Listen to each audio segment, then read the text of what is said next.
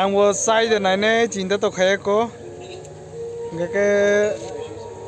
এটা কি দিয়ে বানানো হয় দাদা? আলু, মটর, গাজর, হ্যাঁ, আর তারপরে ধন্যবাদ বীজ।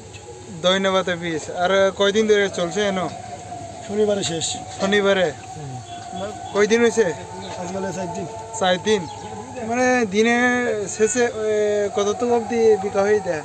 আর যারা কাটা বেশি খায়, মহিলা না ছেলেরা? সবাই খায়, সবাই। বেশিরভাগ মহিলারা খায়। মহিলারা না?